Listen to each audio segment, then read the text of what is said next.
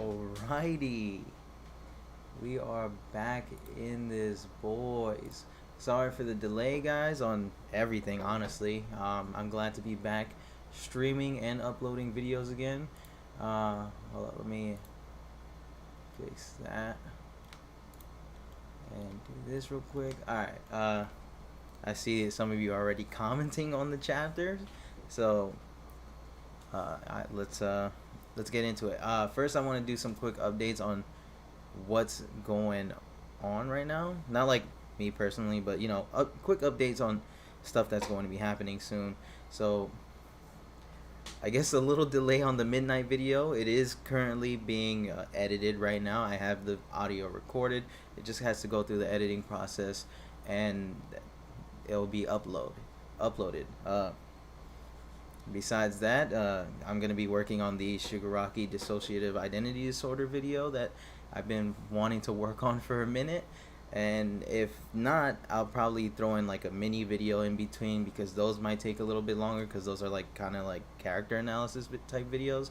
But I think I'm really making a breakthrough with that video, kind of really going in on some of those deeper aspects when it comes to Shigaraki and his condition. And your boy did pick up the steel book for World Heroes Mission. Actually been enjoying this.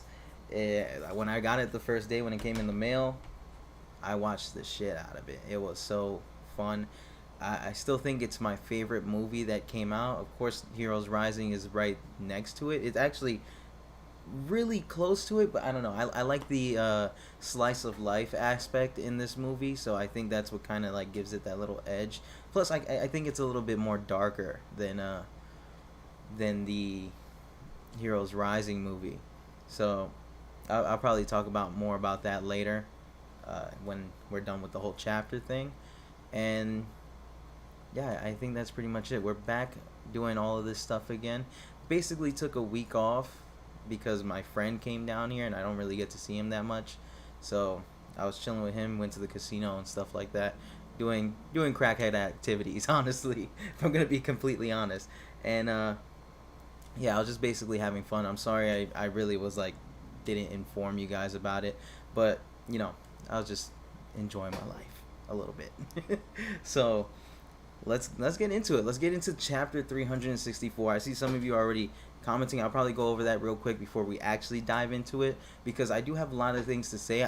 This is like a very controversial chapter because of a lot of stuff going on, but I'm going to say this right now, as I did in my my little post, my community post. I don't think it's that bad. I don't think it's as bad as a lot of people are making it out to be. Of course, I do have my problems with it, like everybody else. It isn't the greatest chapter in the world. I'm not saying it's the greatest chapter in the world or anything like that. And I'm not coping, because I know a lot of trolls will be like coping or whatever. It's not really that.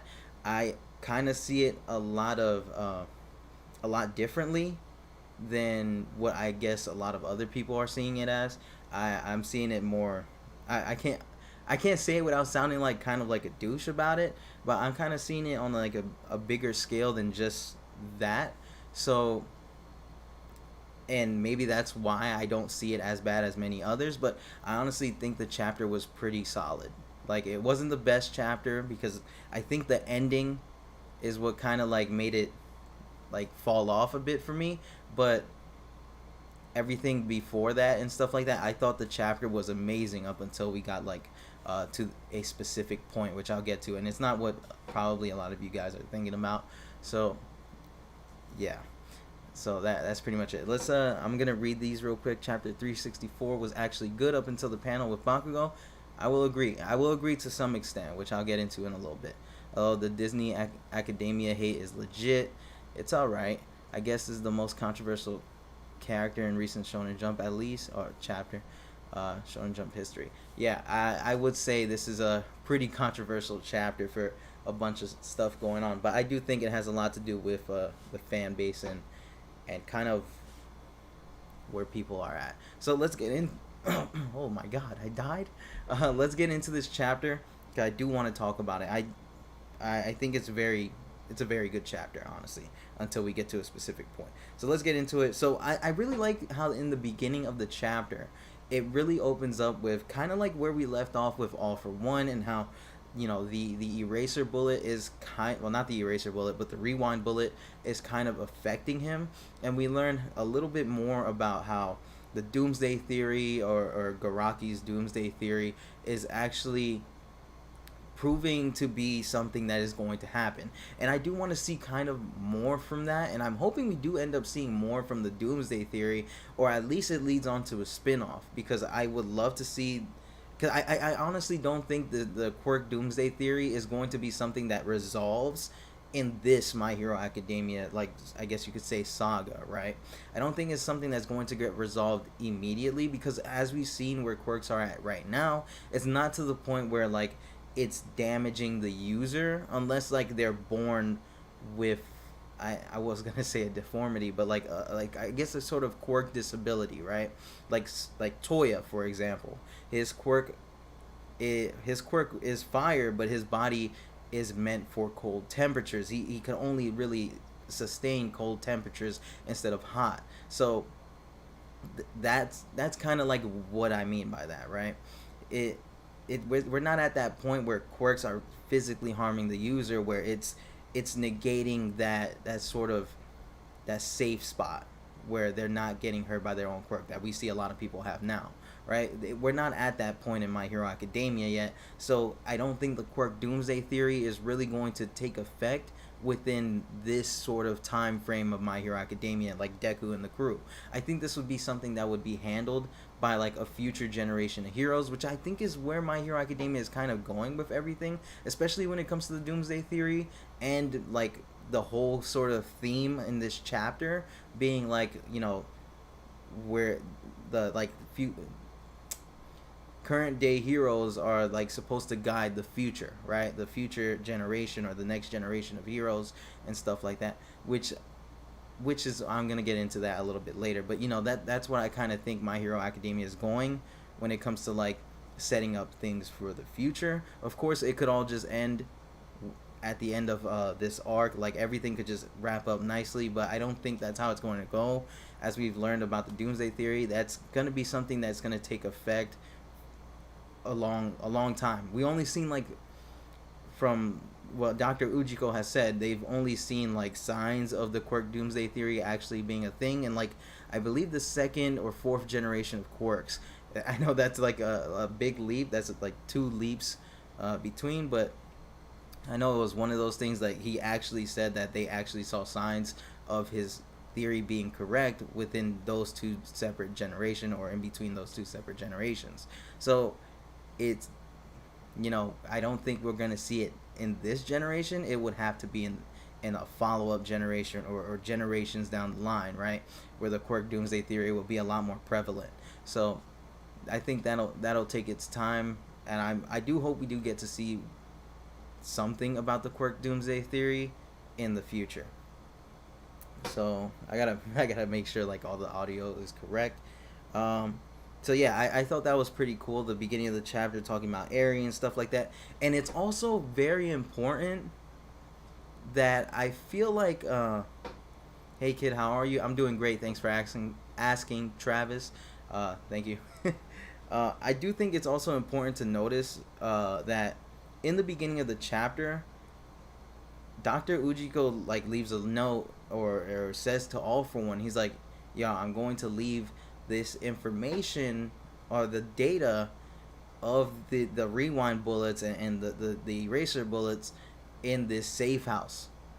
So and like, we don't see anything else go from there, right? We see that All for One has like his suit and everything is there waiting for him at that safe house that the heroes still don't know about, at least from what I remember, right? The heroes don't know where that safe house is really at, because the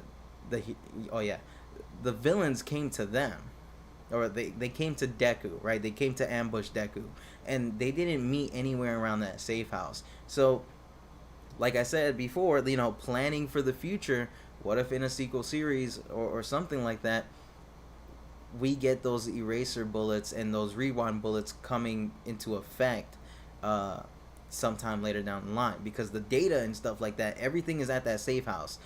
All it needs to be, all it really needs is to be found by someone with malicious intent and recreate those bullets and use them in bad ways, right?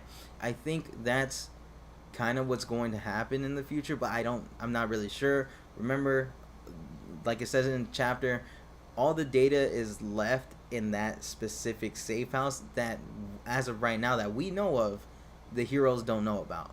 So those bullets could definitely uh, play a role in the future, or even in a movie. I wouldn't even mind if like somebody got their hands on it in a movie, like after My Hero Academia story is over, right? I think that would be cool too. But like I said, I'd keep in mind in that, or like leave that in the back of your head for the future, because that seems like it's going to play a role, or like Horikoshi is kind of like planting seeds for something later down the line. And I think it's going to be pretty interesting wherever that goes, right? Wherever the eraser bullets goes, because I've always wondered what was going on with those bullets throughout the entirety of the series. And I'm kind of glad that Horikoshi said that the data for those bullets, to recreate those bullets, are in that safe house. All it needs is to be found at this point, because everybody's fighting, and I doubt, All For One or Shigaraki is going to give up the location of the safe house, or anybody else for that matter. Who knows? We'll see. We'll see. Maybe at the end, like someone like freaking what's his name, Iguchi Spinner, right? Someone like Spinner will probably be like, yeah, we were holding up in this safe house over here, just get it. just raid it already. Moving on, right after that like mini flashback to the safe house, we see All For One. We see a lot more of All For One, and he kind of looks like what I've always pictured him to be. I know I missed the live stream for the last chapter, but when we actually like see his face kind of like for the first time, and he kind of looks like exactly what I pictured him to be, like this very sinister looking dude. And I know maybe his look to others might not be that sort of crazy, but I think he really looks badass, and I think he looks kind of scary, right? He's just like a dude that's smiling, but his eyes, it's like the eyes for me, like his eyes are just completely dead and like evil looking. And I kind of like that sort of villain design, because it just shows how menacing he is. And I'm really glad that Horikoshi managed to pull off this look, because even though he looks like a regular person, like an ordinary person, he does look like a bad boss, the big bad, right? Like a big bad boss, like you would see at the end of a fight, like playing opera music in the background, because it's getting that intense, right? Like that's kind of what I see him as, like in this page. So I'm kind of hoping All For One greater than Lucius. Is that supposed to be like a Black Clover thing? I'm pretty sure that's a Black Clover thing. I don't know. I don't read Black Clover, so I can't say anything like that. I'm not going to start any beef. You're a savage for saying that. But yeah, All For One's design is really cool in my opinion. And I like how, like, he knows that using the rewind bullet is going to basically take him out of existence. He's not going to live after this. It's like the ultimate sacrifice. And I love how he gives Endeavor his props. Like, he could have just been pissed off the whole time and be like, wow, I can't believe I used this. Now I'm going to die. I'm not going to see my dreams come true. But he doesn't really care. He's like, wow, Endeavor, I'll give you your props. You actually are. I didn't think you would be the person that would make me resort to using this last resort type of thing, right? He didn't think it would be, he most likely thought it would be Deku of all people, right? Because that's the One For All users are the only people that has really given All For One a problem. Like, no other person with any regular quirk, like Endeavor's, for example, even though Endeavor has trained his quirk to the max, no other person with regular quirks has really given him the sauce like Endeavor was giving him. But of course, I will admit, let's be honest here, All For One was heavily damaged and fatigued from all the other bullshit that's happened to him throughout the entirety of My Hero Academia and all the lore that we know about. So it kind of makes sense that Endeavor was able to like do what he did to him, but it's also pretty cool to see that despite all that, All for One was still saucing him up in even like the messed up state that he was in, right? So I love how now it's going to be even more of a problem because even Endeavor acknowledges it. He's like, oh, he's back to basically his prime. Like he's back to his prime, to him, he's basically saying like, yo, we're screwed, right? This is gonna be a problem. So I love how like even after we see him in the sky, All for One is falling down from the sky, and he's like, hey, my body feels light. Like he's never felt like this before because it's been that long, and he instantly is about to wreck shit because he drops down to the floor and immediately pulls a hero towards him, finesses her cape, and tries to steal her quirk. But Hawks swoops in, saves the girl from getting her quirk stolen, and that's kind of like when we learn a little bit more about what All for One's true goal is, because even like Hawks, being as smart as he is, he's trying to stall for time as well as get more information about what All for One's goal is. And it's kind of crazy that I like how All for One is just straight up. He's not beating around the bush or anything like that. He's like, hey, I I was pretty much inspired by comics. I used to read it. I loved it, and my dream is to basically flip everything on its head, right? And I kind of love how so I intend to thwart the future of the whole world. He's basically going to make everything like the reverse of what it is, right? Because he's like, hey, it's a universal fact that when somebody does something and a lot of people like cringe at it or think it's a bad thing, it's looked at as a bad thing to a lot of people. And he wants to like kind of turn that on its head, the way he's like going about it. But I really like how he's just like, he doesn't beat around the bush. He's just straight up like, I just want to fuck shit up. I'm sorry. I'm kind of cursing a lot in this stream. I'm sorry. It's probably because of the weekend I had where it was just crazy. But sorry about that. I hope like there's no younger audiences in there that kind of got offended or anything by me cursing. I'm sorry. But at the same time, he just wants to mess things up in this hero society, in the world.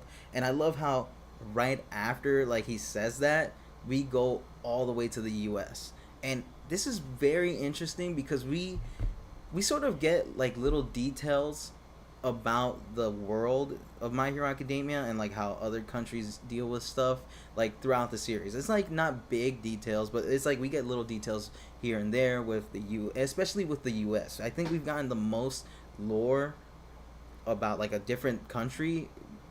It was from the US, right? Every like bit of lore that we get is from the US. Well, vigilantes and heroism and like the first heroes came from the US. Like those were the first to do it, which I love how Horikoshi kind of like pays homage to like American comic books and stuff like that, and how like basically over here in the West, the West kind of like made superheroes very popular and stuff like that. So I love how he kind of gives that nod to the US being the first to like make heroes a thing, or like make heroes actually like lawful, like not vigilantes anymore, like actual pros.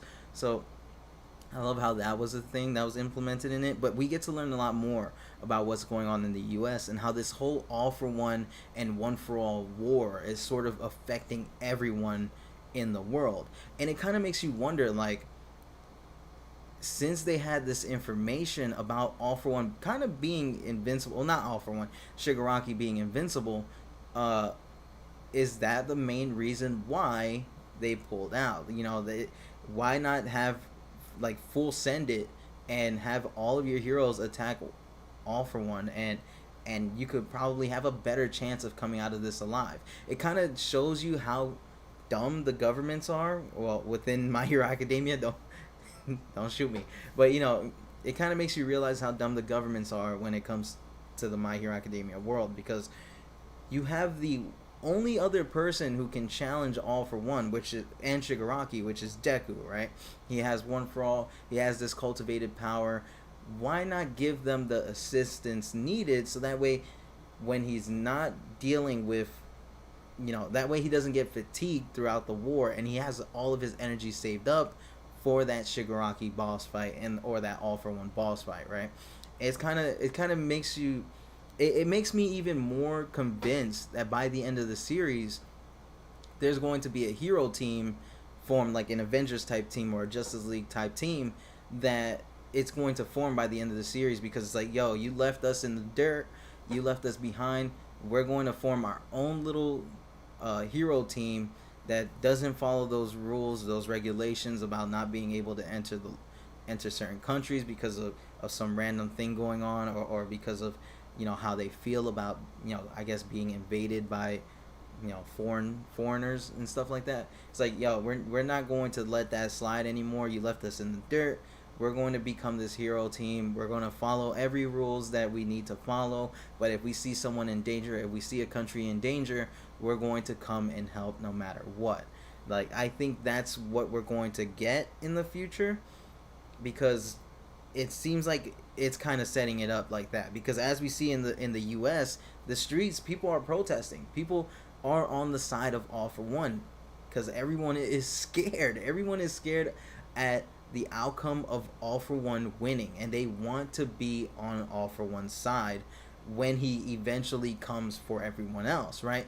Japan is All for One's battleground right now. If he wins this fight, it's going to basically be the end of everything as everyone knows it, because if he goes and invades the US or like Egypt and stuff like that, where all these big pro heroes are at, no one's going to be able to stop him. If a One for All user wasn't able to stop him, what makes you think anyone else is going to have that power to, right? And it just kind of shows how dumb the president is, and these other governments in the world are, within My Hero Academia, of course. And they're like cowards. They're cowering because of what All for One can do if he wins, instead of like trying to full send it and make this ultimate sacrifice of, yo, we need to win now and not later. And they're trying to like survive, which is what the president sort of says to Akbar. He's like, yo, this is for the country's survival. If we don't do this, we're probably not going to survive. But it's like, I don't think All for One would like completely destroy the US if he actually win over there. He'd probably end like the president and stuff like that. Like, he'll probably like take that whole government out and like change things up, but he probably wouldn't destroy the citizens or anything like that. I don't think it would like completely destroy the nation, because in All for One's sort of goal, or like Shigaraki's goal as well, it's basically going to unite everyone in a different way, not like the way it was before. It's going to unite them in a completely different way, and you can kind of see that already with the protests and stuff like that. And the US plan is to basically cower now and attack later, which I think is kind of dumb, because stars fell to Shigaraki. If Deku falls to Shigaraki, what makes them think they're going to have any chance? What, are they going to drop a nuke on Shigaraki's forehead? Like, that's not going to do anything, honestly. If you, when you really think about it, do you think a nuke is really going to do anything to Shigaraki? He could probably outrun the blast, if we're going to be completely honest, right? So I just kind of love how Akbar, when talking to the president, when hearing all of this craziness coming out of the president's mouth, he goes in. He's like, yo, this is ridiculous. I can't believe you're saying this right now. We can't fold to these people. He's like, because the president's like, yo, we need to secure this for our future. And then Akbar is like, we won't have a future if we go down this road. And he's right.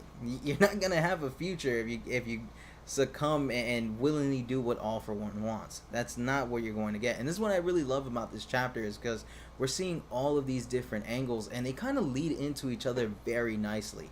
One for all for one. I always get those names mixed up so bad. All for one. As soon as he's done talking about his dream and what he wants to do, we get into Akbar. We get into the U.S. and we see how exactly what his vision is doing to a lot of other countries. And I'm kind of glad that we get to see that. And then Akbar gets into the Star and Stripes and All Might discussion, which I think is the best part of the chapter and is why I feel like the chapter is really good. And besides when we get into the Bakugou stuff, and why I think it's important to take note of this section of the chapter, because he gets into why do you think Stars and Stripes did what she did, and why she wanted to become a hero. And he gets into this whole nice speech where he says, children observe adults as they grow, adults in turn support the children as they pass it forward, and so on to the next generation. He's like, heroes have always wielded their power in the name of that cause. And that was very important to me, because it leads very nicely to what's going on next, right? And remember, keep this in mind. One of the main themes of My Hero Academia, voice crack, in My Hero Academia, is sort of protecting that next generation, making sure that next generation succeeds. And we see it all the time when it comes to the pro heroes, right? We see it with All Might. We see it with Crust, who literally sacrificed himself and died, right? To protect these guys, so that way they can continue the fight. He did that. He made a nice sacrifice for Aizawa. Then we see Majestic doing it, where he actually literally saves a bunch of the kids from Class 1A and B and takes them out of the way of Makia's rampage. He lifts them away, and then boom, him and all the other heroes get stomped out to death, right? He makes that sacrifice. He protected that the future heroes, right? Which would be Class 1A, 1B, and all the other students that were a part of that war. He makes that sacrifice. Star and Stripes also makes a sacrifice, and she gives a speech within Shigaraki, where she's basically like, no matter how many of heroes like me fall, there will always be someone who will I guess witness it and will get inspired by heroics, and will come up and will one day defeat you, right? And that in turn reached out to the Shigaraki altar, or the Tenko altar, and immediately Tenko thought about Deku, right? When she said that speech to All for One, he immediately thought about Deku, and how that he was basically that person who was going to rise up, get inspired by all these heroes and stuff like that, who is inspired by all these heroes and their actions, and he's going to rise up and defeat Shigaraki and stuff like that. That's kind of like what we're getting with, right? With that whole thing. All Might makes a sacrifice as well. Whether or not he dies from it, it's not really the point, but he does make an important sacrifice when it comes to protecting the next generation, right? And this is where I guess my point stands, right? He sacrifices one for all to save Bakugou, which is the next generation, right? He makes that sacrifice. Let's be honest. If none of that would have happened, he would still have one for all for a hot minute, right? It would probably go into the overhaul arc and the gentle criminal stuff like that. He would probably still have it for a very long time. Well, not a long time, but because he was running on embers. But he would have it for a decent amount of time. And because of that situation with Bakugou happened, he had to sacrifice one for all. He said goodbye to one for all. He did his thing, and he did it for the greater good. He did it to protect his students. He did it to protect Deku. He did it to protect Bakugou. He made that sacrifice. So that was an important sacrifice he made. And all of these pro heroes have done this. They make this ultimate sacrifice to protect the next generation. And that's why I love that it sort of leads into what happens next with Bakugou, Edgeshot, and Best Jeanist. And this is where a lot of, I guess you could say, is the most controversial thing that happens, right? This is where a lot of people got mad about what happened in the chapter, because Edgeshot pretty much just walks up and is like, I'm gonna die for this kid. And what I don't like about a lot of people getting mad about this chapter, right, is that what they say is like, oh, narratively speaking, uh, he has nothing to do with Bakugou, right? He has no real connection with Bakugou. He has a, we don't really get to see a lot from him. He's a nobody. That's basically what a lot of people are upset about, and to me, that's kind of dumb. But that's just my opinion, right? I do understand where a lot of people are coming from, because I do low key feel like that to a certain extent, which I'll get into in a little bit. Because I honestly, when he's going to make the sacrifice, I really don't care. I really don't care, and I get that. I get a lot of people are upset that they kind of don't care that Edshot is going to make this sacrifice, and to me, it's like, it's not a big deal because of what was being set up all throughout My Hero Academia, is that sacrifice to protect the next generation, and that's what he's doing. He makes that sacrifice, or he's going to make that sacrifice, right? And I kind of love that in narratively speaking, Horikoshi is being consistent with that, because how many times have we seen heroes sacrifice themselves that they haven't been in My Hero Academia for that long, they haven't really made any connections with certain characters, and they die, right? Right, they die, but it's still sad, right? I know a lot of people were upset with Crust dying. I know a lot of people were upset with Majestic dying, but it happens, right? The hero sacrificed himself, and that's the point. That's their job. They're willing to do all of that to protect the next generation. If Bakugou dies, they fail. They really fail. They fail, and that was kind of the point of that whole Stars and Stripes and All for One panel. That whole page, which I wish that was like a double spreaded page, dog, because that art with All Might reaching out to Stars and Stripes, and then Stars and Stripes reaching out to basically the next generation, which would be Bakugou and stuff like that.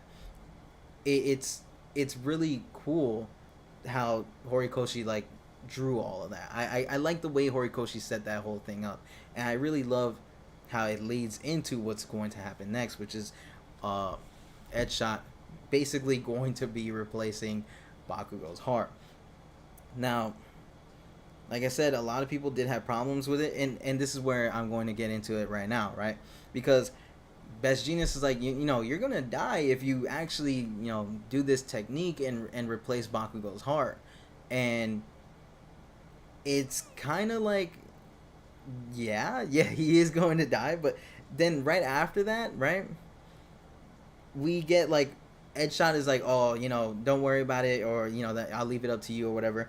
Our president, let me see, club president Hakamada. So apparently Best Genius and Edshot were friends in UA, I believe, because the uniform they have on, it looks like the UA uniform, so I'm gonna say they're from UA, right?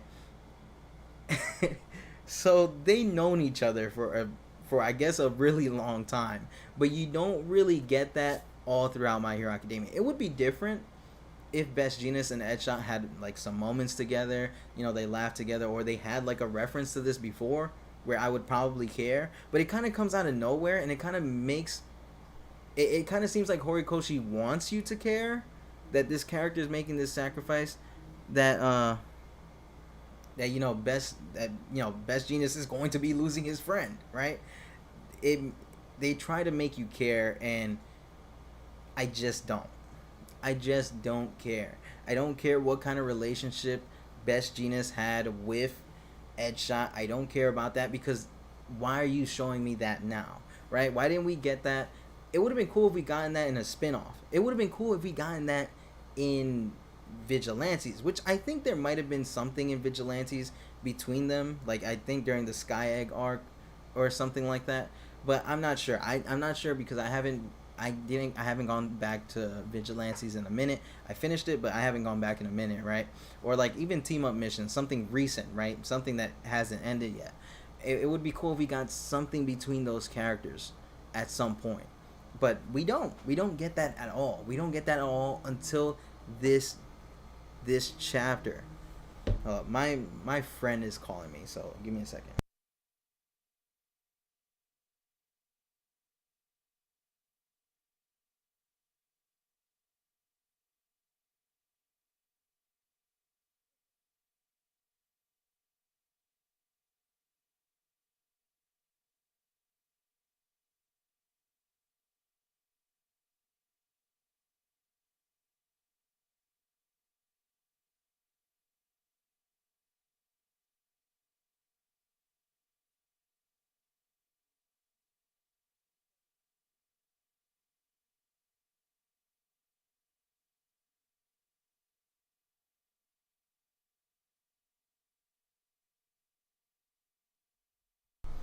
Oh my goodness. Sorry about that. Sorry about the delay, guys. It was putting me onto some brain dead stuff right now. I just can't believe what I just heard.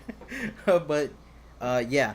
So yeah, sorry about the wait. I'm sorry about that. That won't happen again. He called twice, and so I thought it was important, which it was important actually. But I just told him I'm streaming right now, and he understood. So yeah, getting back to what I was saying. I really don't care about what went on between Best Genius and Edshot. I know it's sad for them because that's what they've been going through. If you're in the world of My Hero Academia, of course they've had a friendship that went back all the way to school days, right? Where they done stuff. But as the reader, as someone who's reading this, as someone who hasn't really gotten all of this information before this point, why do I care? Why should I care? And I don't. It's like you want me to care, but I can't. I'm not emotionally invested in Edshot. That's someone who I'm not emotionally invested in. I do think his sacrifice is cool. I do think that the sacrifice thing is not a problem to me. That's not the problem at all. I don't think it's the problem at all. A lot of people think it's a problem, but it's really not. I don't think that's what it is. Like I said before, he signed up for it. We've seen many countless heroes make this important sacrifice that has either had some build up or has no build up, and it's still been sad. It still was a crazy way for those characters to go, and I don't think that's even remotely the worst part about it. I don't really care about Edshot becoming Bakugou's heart. I think it's actually really cool. I don't think that's the bad thing at all. The only thing I think is bad is the fact that they want me to care. They want me to care about this character that I really don't have any sort of emotional connection to. And it's kind of sad that I'm saying that because I do like Edshot. I think Edshot is a cool character and concept, and what he has done throughout the series, right? I think what he's done throughout the series is very dope. I think his quirk is really cool, and I love how we're seeing him sort of do something very cool with his quirk right now. And another one of those speaking of his quirk, another one of those complaints that I've seen on like Twitter and the Shonen Paradise Discord that I believe Plot Armor is a part of, or yeah, basically, right? So I went in there and I saw a lot of people were like, we've never seen him do something like this before with his quirk. How can he do this? Like, that makes no sense. And to me, it's like, I don't know, that kind of makes sense to me. Like, it kind of makes sense that he's able to do that with his quirk. And it's, like I said, it's not coping. I'm not coping with anything. To me, this makes sense.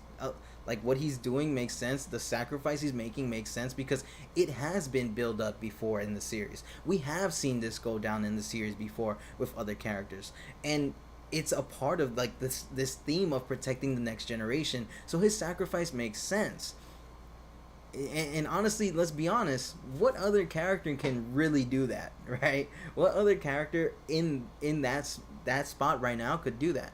I do believe, since Momo is literally right below them, she probably could have just made an artificial heart, then had Best Genius sort of thread the needle and stuff like that, or even like had Edshot use one of the pieces of thread that he's literally doing right now at the end of the chapter, and having Best Genius sort of sew that up, right? I think that would have been a better way to go about it, because Momo's like literally right below them. Like, just he's like, hey Momo, can we get an extra heart? Like, can you make an artificial heart? And she'd be like, yeah, I can. I have the lipids for it. Here, take this heart.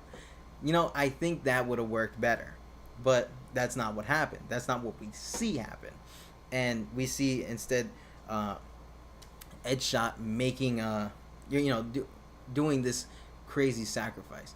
And I think him turning into shapes. I know I got a little bit off the topic, so I'm getting back on it. Him turning himself into shapes, or like forming pieces of Bakugou's heart, kind of makes sense because we've seen him literally move accurately throughout people's bodies, hitting pressure points, knocking people unconscious and stuff like that. What kind of makes you think that he can't form his body into certain shapes, right? If he wanted to recreate Bakugou's heart, I could totally see it happening, it's something that's not really out of question. I don't think that that's something that is impossible for him to do. Uh, hold on. I see some people snapping in the chat right now. I'll get into that in a second. But you know, it I can see Edshot doing a lot of that. He's a pro hero. He's I believe he's top 5 within the hero billboard chart. So I think it's cool that he could, like, I think it would make sense that he could form his body into shapes. But that's basically how the chapter ends. He's like, you know, I will be the boy's heart, and that's how the chapter ends. And next chapter we might see Bakugou with a new heart, or maybe at the end of that chapter he's going to bounce back, and then it'll end with him, like, you know, standing up or something like that because his heart is pumping again. So we'll see how that happens. We'll see how Horikoshi handles it. I think to make this death sort of ease in easier, I don't know what I just said there. To sort of make it like a little easier to swallow, I think the next couple chapters should be sort of Edshot backstory or something like that. That way we can kind of feel bad for him and stuff like that. You know, like I said, I do think his sacrifice is noble. I do feel bad that he's making this sacrifice, because I do feel like Edshot could do more, and you know, there's a lot more he could do with that. But you know, it is what it is, right? It is what it is. This is the sacrifice he's making, and you know, maybe we do get more backstory later on, like in a spin-off or something like that, or like a, you know, one shot. I think that would be cool to see happen. And like I said before, I think this is going to be very important for Bakugou, because Bakugou has went through many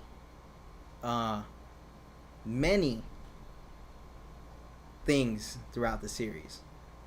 He's witnessed many sacrifices. He has seen All Might sacrifice, you know, one for all for him and Deku, protecting that future, right? Protecting that future. And that affected him deeply. Then later on, he makes a sacrifice himself for Deku, because he's protecting Deku, because he's the only one that could protect the future. And now he's going to have somebody actually, you know, sacrifice their life for him to protect his future.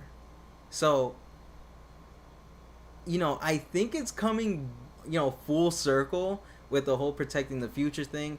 I can't wait to kind of see how Bakugou's reaction is going to be when he realizes what Edshot did for him. You know, Edshot basically made sure that this kid is going to have a future. All Might made sure that him, Deku, and all of the class was going to have a future. Stars and Stripes did as well. He was going... Bakugou did the same thing for Deku, protecting the future in his own way. And so I think it's going to be very interesting seeing how Bakugou is going to react to this, because I think Bakugou has literally been through a lot of shit that I don't think a lot of people like to acknowledge.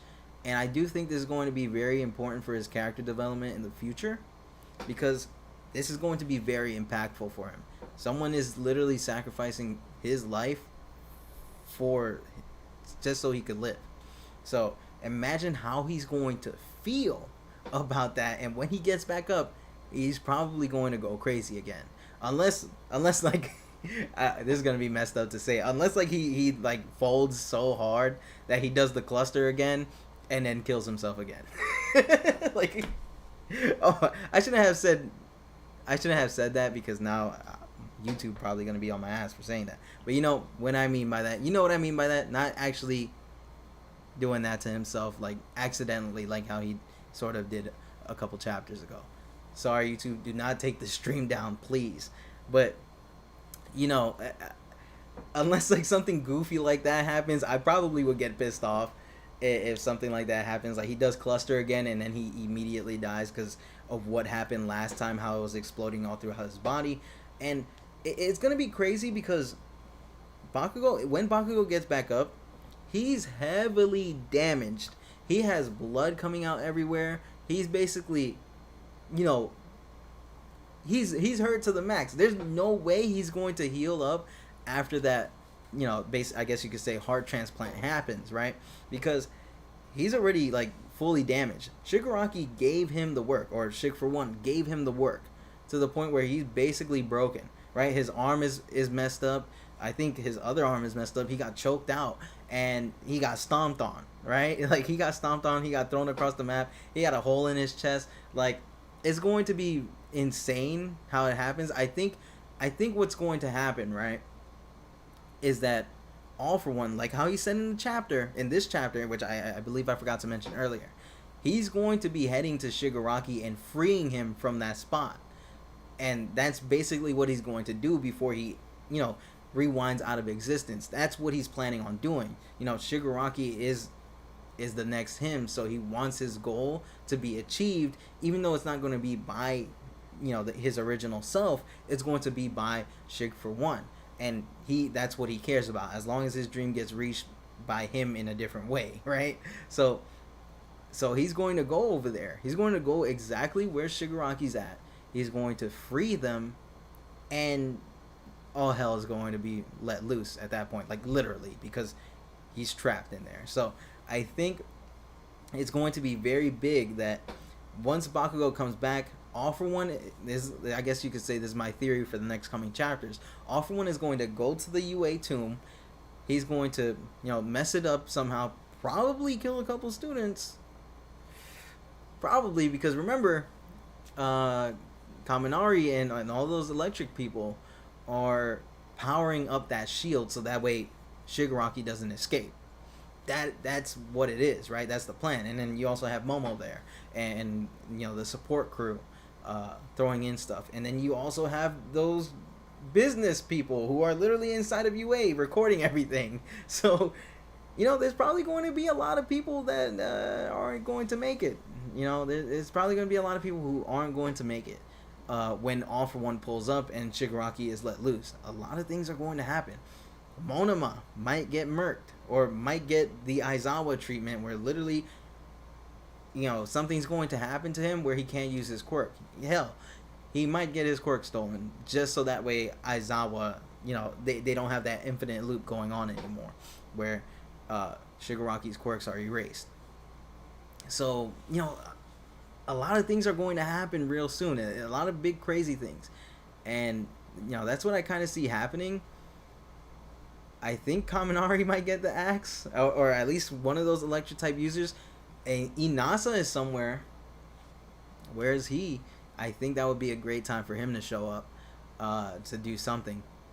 So, it's a cesspool of stuff. Not really like in a bad way, but like there's a lot of things going on, and then there's a lot of possibilities. I'm very hyped. Like I said, I think the chapter, I guess you could say this is my review of the chapter right now. I think the chapter itself was solid, right? I think right up until we got to the point of Edgeshot making that ultimate sacrifice, it kind of fell off for me because, like I said, and I think what other people have said, I don't really care much for Edgeshot, but I do think what he's doing is very awesome. Like I said, everything has led up to this point. Everything makes sense to me. The only thing I didn't like is the fact that, I'm not going to really care about Edgeshot. And that's it. That's really it. Everything else I think is fine. I think it's legit fine. I think it's legit fine how Horikoshi is going about it. Like I said, this isn't coping. This isn't anything, because I know there's going to be some trolls saying that, but I think it's okay. I think it's okay. The only thing, my only problem, my only gripe is the whole Edgeshot thing. Like the whole Edgeshot Best Genius thing coming out of nowhere. That I don't care. But that's about it. So I'm gonna read the chat, see what you guys have been saying. I see, I think one of you guys were either arguing or something like that, which I couldn't believe. Chill, guys, chill. It's nice discussions. Okay, nice discussions. All right, so no fighting, guys. So I'm gonna grow up. I'm gonna go up a little bit and see what exactly you guys were saying. Read some of the questions you might have. Throw in your questions right now, please, so that way, I could just get into it and stuff like that, and we could just have an even funner time. I do believe I said I was gonna get into something afterwards, but I completely forgot. I'm sorry. But all right, let's get into it. Pro Hero, what happened? All for one, I just stole your fit, bro.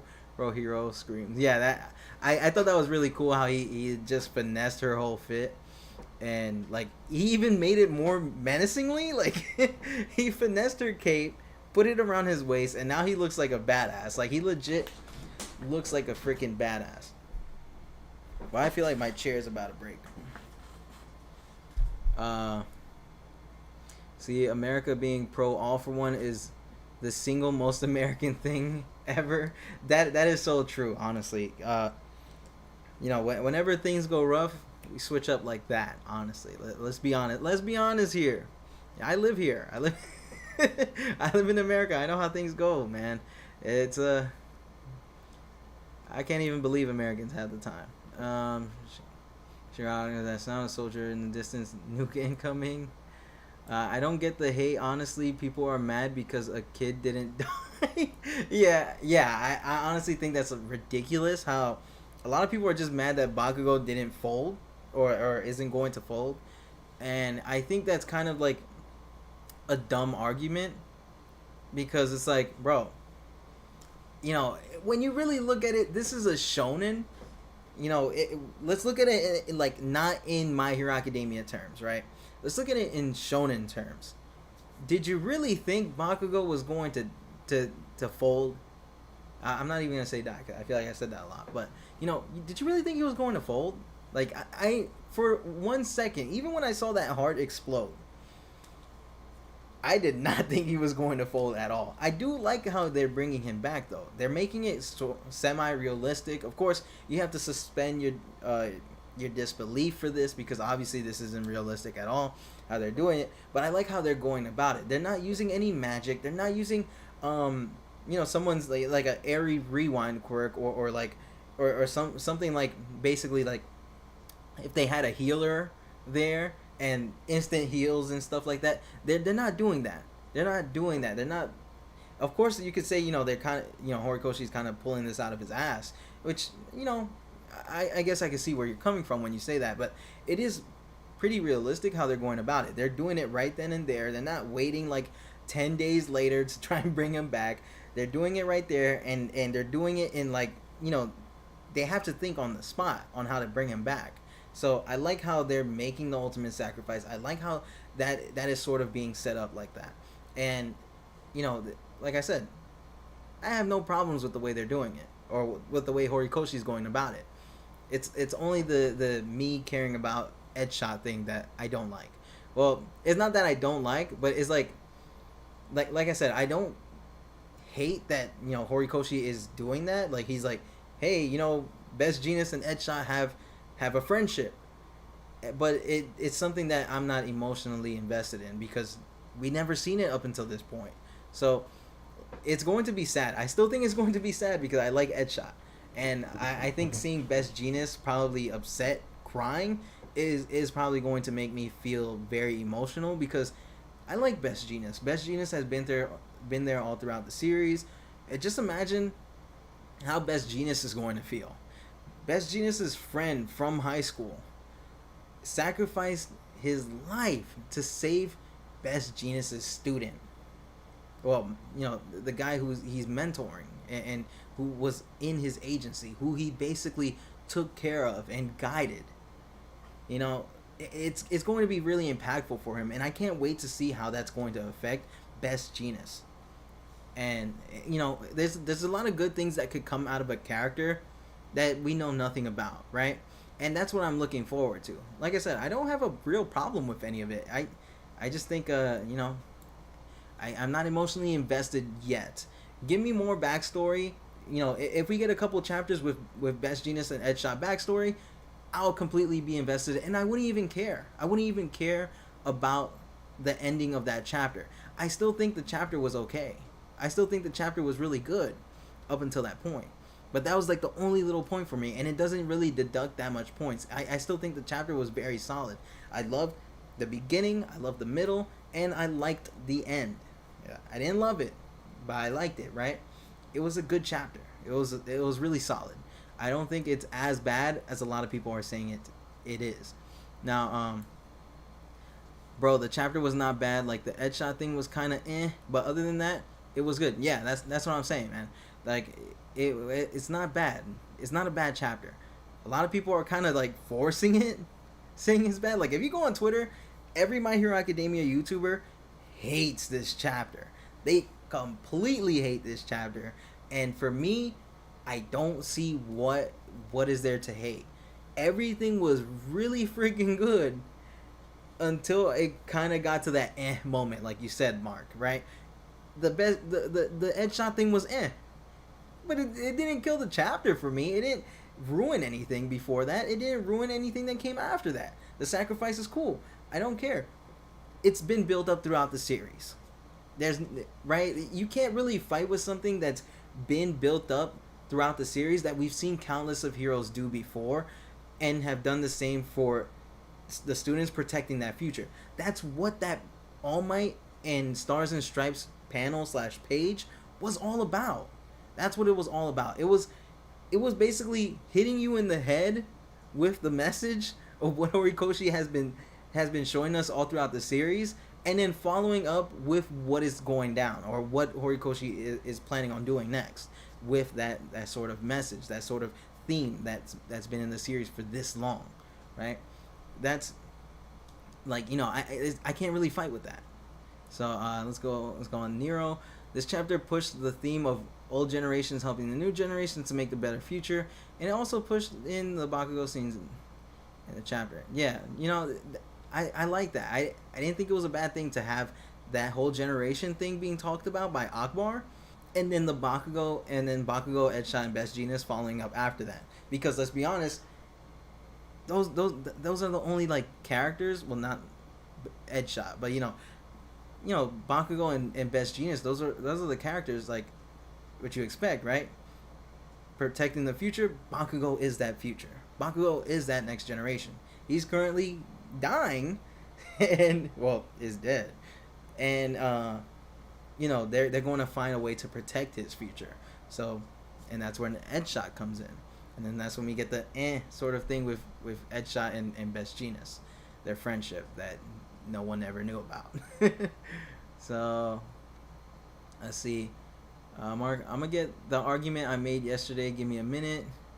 Nero. Well, basically, yeah. People are mad on how it's executed. I didn't think it was that bad at being executed. Honestly, the part of Best Genius was Best Genius and Ed shot was poorly executed. But other than that, it wasn't that bad. He's our hero. He's supposed to save Bakugou, and he failed to do that to do that twice.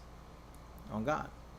Well, the Vigilante manga made more moments with them. Yeah, I figured that Vigilantes might have done something like that, because I remember, like, I believe seeing Ed shot and Best Genius like doing some things, like when Koichi and the gang were involved in some big villain disaster that went down.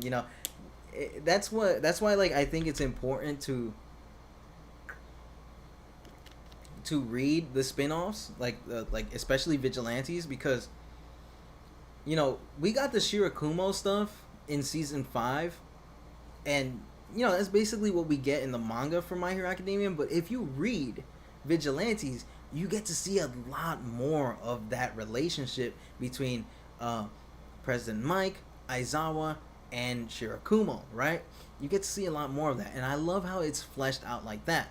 And I'm hoping like that's kind of what we get with Best Genius. I have to reread Vigilantes again to sort of that way I'm not really talking out of my ass about things, but I have to reread it just so that way I could know what I'm talking about and not just saying random stuff, and so that way I can confirm that there has been like more Best Genius and Ed shot moments in there that kind of like establish that friendship a little bit. So I have to reread it. I'm going to reread it probably sometime this week while I'm doing all the other stuff. But I'm going to find out, and if there is stuff with Best Genius and President Mike, you best believe I'm going to make a video on how like we've seen it before, and I do understand, like, hey, why do I need to read a prequel to sort of get that knowledge? Why not? Why not read a prequel to get that knowledge? It's more My Hero Academia. If you're invested, go read it. There's most likely going to be an anime coming out soon, which I've already talked about before. Can't wait to hear more about that. See moments. It makes sense to bring Bakugou back because anyone can see that Edgeshot's quirk is not gonna work on Shigaraki. Bakugou's quirk is the only one that did any damage so far. Plus, he's a youngling. In Shiggy's words, dig deep in them so they want to prove him wrong. That's what I think about that. Yeah, freaking Bakugou's the only person that even did anything to Shigaraki, man. Like when you really look at that, it shows how much they actually really do need Bakugou to sort of stall for Deku, right? Because they're not really doing much work without Bakugou. We see Mirko is like basically chained up with a lot of hands, which I wish I was gripping that. Nah, I'm joking. But you see like Mirko's being basically held captive with all those fingers around her, and then you see Mirio trying to go in for a punch in the chapter. You see it right in chapter 364. You see that happening, and it's like, bro, they're not doing anything. They're not really doing anything. That they're probably like a minor distraction to Shigaraki. But Bakugou was actually putting in that work when it came to Shigaraki. He studied him. He used his cluster and died. Like that's basically what happened. But he did make an impact on him. He was hitting Shigaraki with those cluster grenades, or cluster bombs, and he even shook Shig for one to his core. Well, not to his core because it would have been different, but he was like, yo, why am I so anxious? Why am I so nervous fighting against this nobody who doesn't even have one for all, right? He was shook because he got reminded of the second user, which I do hope we kind of get more information about the second user, because I feel like, what's going on with that? Why do we always see the second user being in relation with Bakugou? That, please, Horikoshi, stop teasing me. Just give me the answers in a good way. But yeah, I'm hoping we do get to see more of that, at least. But why they were already showing Best Jeanist doing what he can to save Bakugou. Then Edgeshot showed up doing something risky. They wanted Bakugou to be executor. How, honestly, Mark? I think this is where people start arguing. It makes sense. Wait. What I want to know is why some Black Clover fans out here talking about plot armor when there are people in Black Clover who are legit walking plot armor.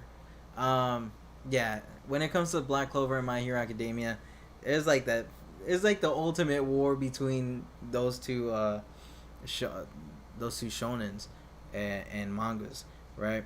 And I am on the side of, let's enjoy whatever we want to enjoy and not really criticize what others want to enjoy.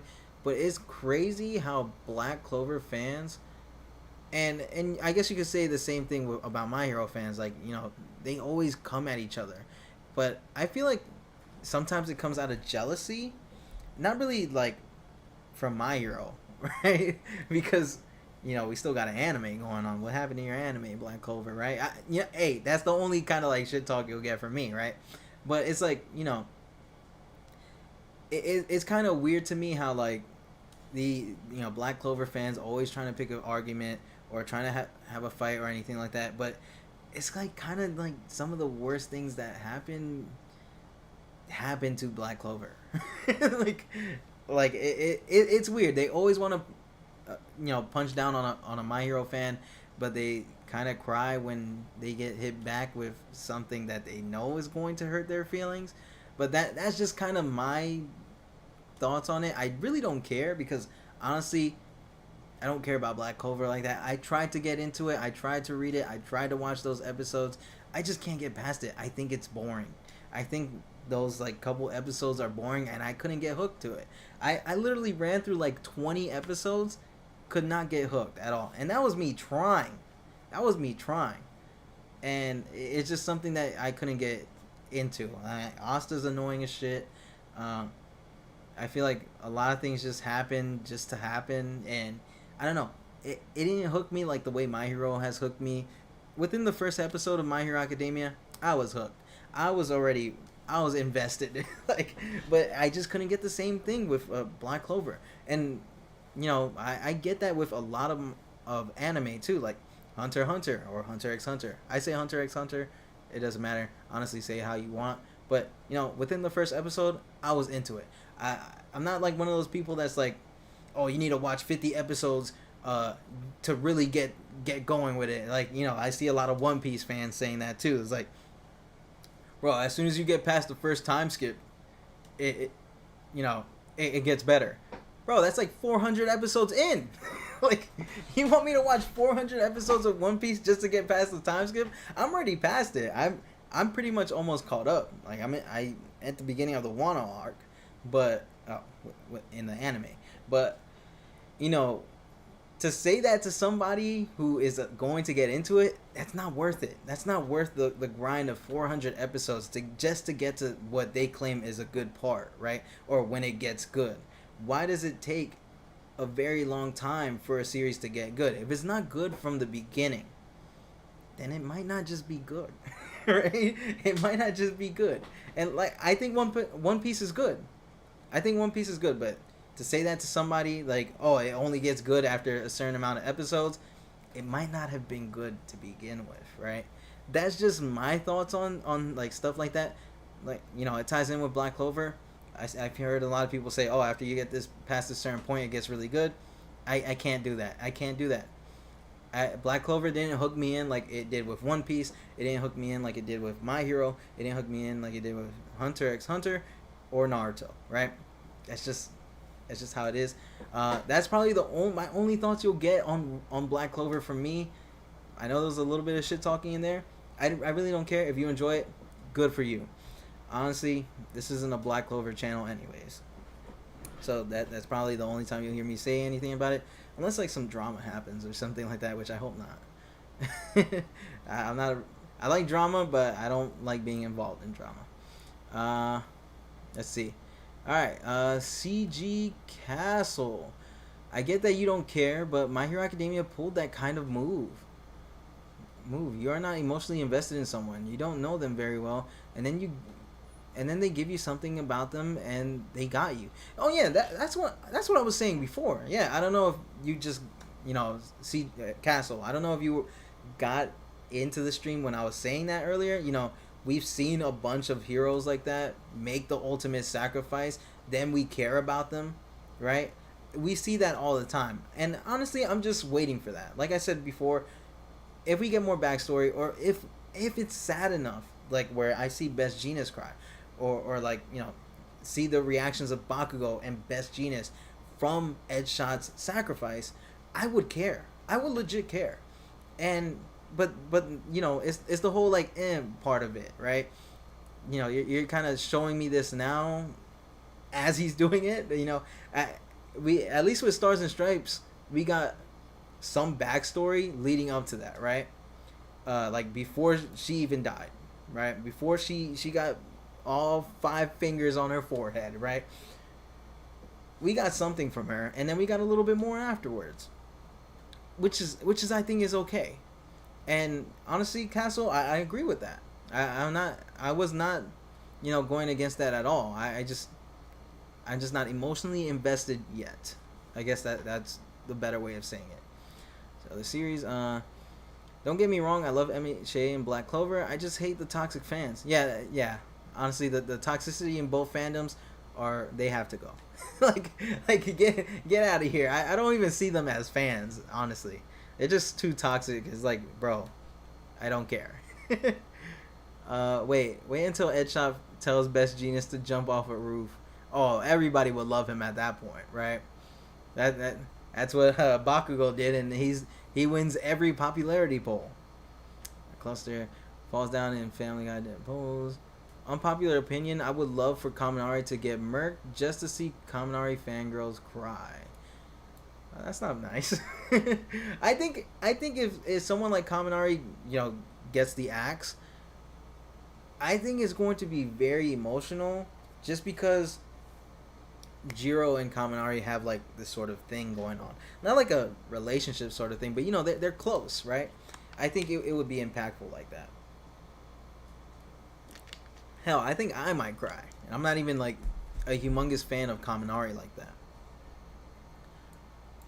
I think he's cool, but he's just not.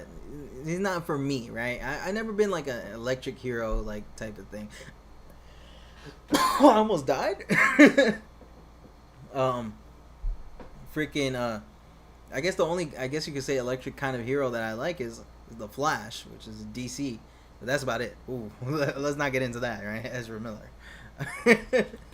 But MHA does a lot of things normal shonen doesn't, but that doesn't mean it needs to subvert expectations. Some chapters don't, and some do.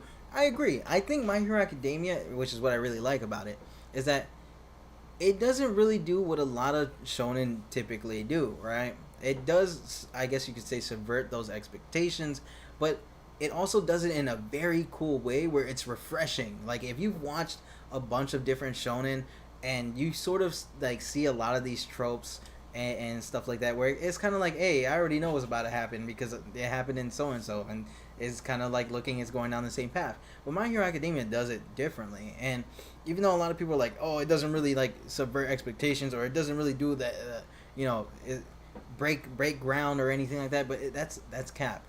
My Hero Academia has broken a lot of traditions, traditional Shonen Jump things. Like, bro, the villain got his own arc. The main villain of the story got his own arc, got a lot of development, and you don't see that. In reality, you don't see that in a lot of shonen, right? A vast majority of shonen, the big bad is just the big bad, and you get a little bit of what he is, like, little snippets of who he is, how scary he is in the world, kind of like All for One. All for One and Shigaraki are like two different sides of the same coin, right? But Shigaraki gets development, but and All for One is kind of like that classic shonen villain when you really think about it. We have two different shonen villains in My Hero Academia. You have the one that gets development all the time, and then you have the classic shonen villain where he's basically the scary guy. He's like the guy that everybody fears. He knows what he's doing. He has his plan all straight up. He's the master tactician. Everything's going his way, right? And then you have Shigaraki, who didn't know what he wanted to do, who ended up finding out what he wanted to do, got his memories, got this development, got all this nice juiciness, right? I love Shigaraki and his development, man. I think he's one of the best villains in My Hero Academia, and I think superhero, like, when it comes to superhero comics, right? I think he's one of the best. And it's really cool how you get those sort of different perspectives, how Horikoshi implemented those two different types of villains in the series, and they're both technically the big bads, right?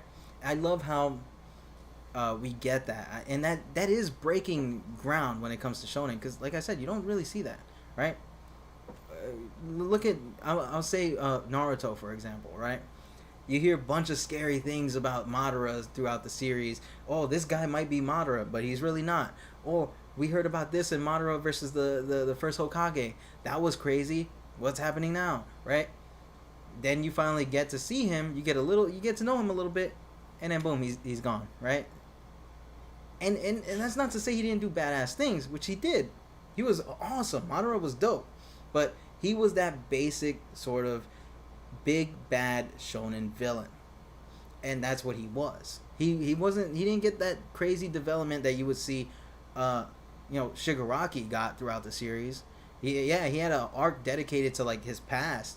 We did get that mini arc about it, like what happened with him and Hashirama, but it honestly wasn't really that crazy as compared to like something like a Shigaraki and what went down with him. But that's just my opinion on it. I know a lot of people might defend Naruto really hard, but that's just how I feel about it, honestly. And how My Hero Academia really does break new ground when it comes to shonen and stuff like that, and just comics in general, like superhero comics and shonen. I think My Hero Academia does it the best, honestly. And that's literally the mind of one person. Think about that. Horikoshi's the one that's going hard writing these stories, and when you look at Marvel, you have 50 different writers writing a comic, or writing different comics, right? It's not one mind telling a story. It's several minds telling a story, and then boom, you have several different contradictions with other stories, which is insane. All right, I'm gonna read these last ones, and I'm gonna end the stream. I honestly have to use the bathroom, and I don't think I'm gonna make it. Every My Hero Academia YouTuber hates his chapter. Cough cough. Chibi reviews. Cough cough. Yeah, I saw his thumbnail for it. I didn't watch his video because I didn't want to get like persuaded by someone else's words. But I did see the thumbnail. He said that the chapter is shit or whatever. Like I said, I don't think the chapter is bad, and I'm not gonna hate on Chibi or any other YouTuber for hating on this chapter, because that's their opinion, and like I said, I do understand what a lot of people have been coming from when it comes to the Bakugou headshot and him coming back situation, right? I do understand where people are coming from. I just see it differently. I just see it completely differently from what a lot of people are seeing. And I hope that one day I get to talk to one of them and actually discuss, retrospective on what happened during My Hero Academia. I think that would be fun. Somebody hit up Chibi right now. Nah, I'm joking. I'm too shy for that. I'm very antisocial. Let me see. Heard you say instant heals, Mimosa from Black Clover, aka walking plot armor. I can't even imagine that, honestly. That would piss me off if I saw something like that. Like, yeah, there's cool healers in My Hero Academia, but instant heals? Nah, that's broken. That's like if Eri was on the battlefield 24/7, just knows how to control her quirk all of a sudden and is healing everybody except for the villains, right? That's kind of broken, right? That just doesn't make for good storytelling at all, if I'm going to be honest, right? It makes sure that every stake that happens is non-existent. And I love the way that they're handling Eri right now, right? They're making it so like she's not involved at all. She's a little kid. She can't get involved. She might die, or she might get used in the villain's benefits, or for the benefit of the villains, right? And I like how she's not involved, and the stakes are still really high. That's what I like, how Horikoshi has handled a character like Eri, who's basically a walking instant healer, right? That's basically what she is. Also is basically split device at this point. Plot device. Well, to be fair, Black Clover is pretty good. It gets good after like 20 episodes. See, I couldn't make it, man. I couldn't make it. I know it wasn't nice. He's a supercharger. Blondie. I don't think it was that bad. Yeah, I didn't think it was that bad either. I didn't think the chapter was that bad. Hot take, Shigaraki is better than most current MCU villains. I agree.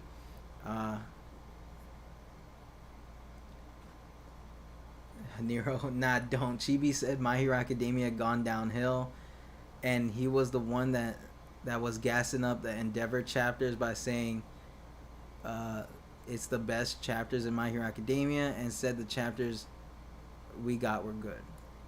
Hey, honestly, that's his opinion. I don't really think Chibi is all in the wrong for saying what he said. Like I said, that's just how he sees it, man. Like I said, I still would like to talk to like My Hero Academia YouTubers and get their sort of opinions on it, and then we could all like just chat about it and stuff like that without like obviously fighting about it, but like kind of understanding where each and every one of us are coming from. I know a lot of them might have the same opinion, because sometimes when you look online, it's kind of like a hive mind. Like a lot of My Hero Academia creators kind of think the same way, and every time a new chapter drops, it's easy to just hate on the series. Personally, I'm not like that. I look at a lot of different things. I try to put things together, and I try to make sense of it. Like, why did this happen, or what's going on here? And since I'm always looking and rereading My Hero Academia and stuff like that, I'm able to pick up on like what's being set up, what has been set up, and stuff like that, and why some things to me make sense. And like I said, I completely understand where a lot of people are coming from when they say they don't like the chapter. Now, that's pretty much it. I'm gonna end end the live stream. Thanks for stopping by. I have to violate this bathroom to the gods right now, man. Hour 20-minute stream, not bad, just for talking about the chapter. We'll definitely bring this, have another stream in the future. Not in the future, but like in a couple days or so, because I do want to talk more about, like, you know, the movie that came out, probably what we're going to do with that stuff and all of that. We'll get into it. We'll have another discussion to talk about. You know, the leaks are going to happen eventually anyways. Well, to be fair, he said My Hero Academia is crap and contradicted himself in that video and said My Hero Academia is trash because of one panel, but that's my opinion. And yeah, that's fine. It doesn't matter to me, honestly. I view My Hero Academia very differently compared to a lot of people. I believe no matter what happens, people are going to hate the chapter 364 when, even though Edgeshot shows he can manipulate the insides of the body.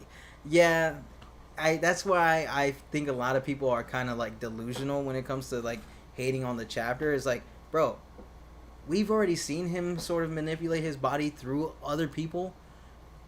What makes you think he can't make shapes of himself when he's literally a thread, right? I don't know. That's just my opinion on it. But that's it. I'm done talking about the chapter. Thank you guys for all stopping by. I love chatting with you guys. Remember to stop by next time. We're probably going to stream in a couple more days. I'm going to be working on the video, the midnight video, and try and get that out as quick as possible, probably in the next couple days or so. And we'll just keep on going from there. I'm sorry I took that week off, but we're back, boys. We're back. Thanks for stopping by. I love you all. That's the My Hero Academia fan base. Yes, that pretty much is. It's just a bunch of hate. But, you know, thank you guys for stopping by. Appreciate it. I'll see you guys in the next stream. Bye.